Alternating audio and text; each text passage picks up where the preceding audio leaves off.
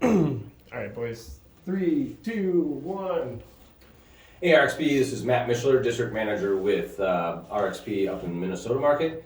And what we're starting here is you guys have your VZ Learns, and we're starting a little video chat process. We're going to call it VZ, we're going to call it RxPlearn, right? And I got Ronnie St. Alban here. We're going to start with the connection phase with Earn the Right, which is connect, discover, recommend, close. And today we're going to kind of deep dive into the connection phase. First off, I want to introduce you guys to Ronnie St. Alban. I'm sure you guys have seen him on the boards. He's running 2 of our stores up here in Minnesota. But Ronnie, why don't you go ahead and tell everyone a little bit about yourself. Hey guys, my name is Ronnie. Like he said, got to move up here to the Frozen Tundra, Minnesota. Loving this place. Run a couple stores in the southern part of our cities. Been selling Verizon for almost 6+ years, and love every single day of it. So we're gonna go over the stuff that he's talking about. I love the Earn the Right. So let's get on, Matt. All right. Well, first off, like we said, the connection phase, which I think we both agree is the most important phase. Mm-hmm. You know, because it's not going to make your sale, but it can break your sale. If you have a terrible greeting or a terrible connection, you will lose those customers right away, and it's almost impossible to regain them back and end up making a sale out of that if your first impression is bad. And one of the first things we talked about, and he's been with me for a long time, 6 years, like he said. And one of the first things I was coaching him on and telling our team about was you have 7 seconds to make a first impression, and I was wrong on that. All right, it was 5 actually. Yeah, it's 5 seconds, and actually Harvard did a study in 2013, and they came up with a number 5. So you have 5 seconds to make a first impression, which makes it actually even that much more important. Mm-hmm. And so what are some of the things that you'd say you do to make a good first impression, Ronnie? Connect's my favorite part, but diving deep into that, the greeting is even more important to me. All of us meet customers every day. They walk through our doors, but the greeting is vital in every interaction. It may not get you every sale, but it's gonna be a good start for sales and getting to know your clientele. That first 5 seconds is very important. It can make or break the sale, like Matt was saying earlier, and we definitely have to make sure that first time we encounter that customer, that greeting is spectacular. And there's going to be ways that we'll figure that out by how we match our energy with that customer, how we talk to that customer, what kind of day they're having, and so on. Okay.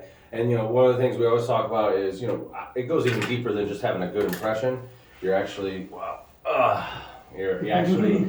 you're judging your customer as they're coming out the door. Yep. You're seeing how they're walking. If they're walking with confidence, shoulders back, shoulders forward, and they're down, you're not going to match someone that's down with all this energy. Hey, how you doing today? You got to set the tone right. Yeah. Someone that's coming in walking fast like you and I do. Yeah. Hey, what brings you in today? How can I help you? You want to get straight and to the point. Yep. Then you might see someone coming in. They're just happy-go-lucky. You can just see it. They're like socialites. So you're going to greet them. You're going to talk about the ball game. You're going to talk about football. You're going to talk about all these other things. You're not going to end up talking about phones for a little bit until you really set the tone there. Yeah. You guys are having fun, getting to know each other. Yeah. So that's a lot of the things that people don't think about is like matching your customer's energy, which you brought up. And you mentioned it's not the be-all, tell-all. You're not going to make your sales strictly off of your connection and your greeting. But like we said, you can definitely lose a sale that way. Yeah. All right. Now another thing that we talk about is how you're dressed. I'm not expecting everybody to wear a suit and tie like you guys mostly see me in.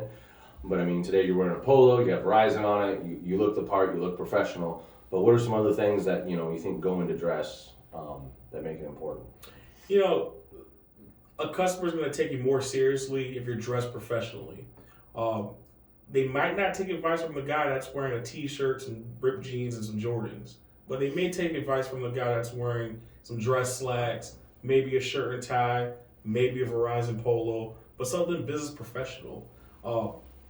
They're good. These aren't cheap devices. I mean, we're selling $1,000 devices, and we have high bills for reasons for great coverage and things like that. We gotta dress a part to stack our GP and to look the part. Yeah, and everything that we're sharing with you guys throughout the Earn the Right process, there's not just one thing you need to latch on to. There's no magic pill that you can take to be good at sales. Mm-hmm. Just like you can't take one magic pill and get in a shit. There's a number of different things that you have to do. Like even if I break down how I dress, if you guys notice, you'll never see me in a shirt that's other than white or blue. It's conservative. Okay, I'm not going to wear a purple shirt or a black shirt because right away within those 5 seconds, people are making that first impression. Everything I've read up on and everything I've studied on is white and blues are the most conservative. Yes. Okay, so I could wear the color pink and it might just throw someone off. They don't know why they don't like me, but that might be part of their subconscious. Yeah. The other thing that we're talking about is standing up to greet your customer, which is also very important. Okay, people don't take this as a serious what it is. A lot of times you see a rep like, "Hey, I'm over here. What can I help you with?" I mean, it's just unprofessional. You want to be excited for your customers coming in there. Those are the ones that pay your bills. But I mean, walk us through kind of how you do a greeting. Especially with standing for the customer, meeting them at the door. I think if we don't do that, especially if we're not doing anything, it's actually really disrespectful to the customer. I actually had a customer come from the Minnetonka location, which is right down the street from Eden Prairie, and they literally said they were busy, I get it, but they didn't acknowledge me. They just wanted to be acknowledged, and then they came in and got 4 phones with us and sported over from Sprint. They missed out on an opportunity because they weren't acknowledged at the door. So we get it. You're not going to be able to stand and meet everybody at the door, especially when you're busy.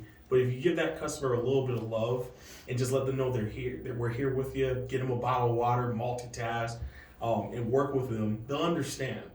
Mm-hmm. Yeah, a lot of times I see customers or reps that are kind of flustered and they're kind of hoping the customer leaves. And that's not our goal, right? Mm-hmm. There's going to be times that we're going to be understaffed or we can't predict exactly how many customers are going to come in. You might have 4 or 5 customers backed up and you're the only rep there. So your goal is how can I keep every single one of these little bits of gold, because that's where our customers are, right? Yeah. All right, so multitasking, like you said, you're doing a contact transfer with one customer. Say, hey, this is going to take about 15 minutes. I'm going to go ahead and greet these customers. If you guys have a question that comes up, don't hesitate to ask me, but I'm going to go ahead and help this guy out. You transition over there. You got another customer that's waiting. I'll be with you in just a little bit. You need a cup of water or anything like that, bring it from the back. But multitasking, and I kind of thrive, and I know you do too. You kind of like that high energy, and I'd rather have 5 customers than no customers. Correct. Right? Yeah. So take advantage of it when it's there. One of the other things too, when you're standing up, a lot of there are some of our stores. I mean, we have desks, okay, and the way I look at a desk is it's a barrier. Yep. Okay, and you got to find a way when you're greeting your customer to come outside of that barrier, because I mean, your customer's not going to come to you and go, "Oh, that's a barrier. I feel like that desk is a barrier to you." Yeah. And there's other stores that have big islands or whatever, and you have to come around and make that. You have to make that a huge goal, because subconsciously your customers are looking at that as a barrier. So the better way you can make it more natural, you step out, and like we said, judging from their body language, you're gonna lean back when you're talking to them, lean forward into the conversation. It's all those little things that you put together, and you're gonna maximize the most amount of sales that you can throughout your sales day, your week, or your month, or your year. All those little things all add up. But it's not, like we said, it's not just one thing that's gonna make or break everything. But a little rundown of everything we went through on the connection phase is your greeting, how and why it's so important. That's that first impression, that 5 seconds to make that first impression.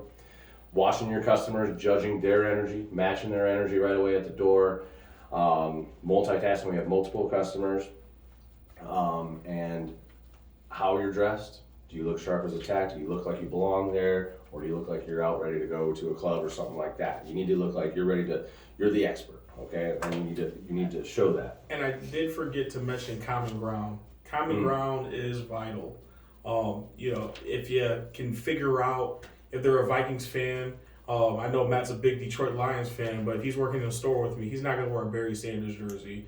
We just won't get any sales, especially in Minnesota. Especially Minnesota. So things like that, and also if you're not clicking with this customer or customer's not clicking with you, maybe team sell with somebody that may be interested in something the customer likes. That's always going to help out. I got a guy named Alec in my store, Samsung lover, and I'm an Apple guy, but sometimes when those Samsungs get a little too high tech, I call him over and the sales close for some reason, because that's the stuff that interests him. Mm-hmm. So that's what I'm talking about there. Just find common ground, team sell, and bring people into the store. That's always going to help us out.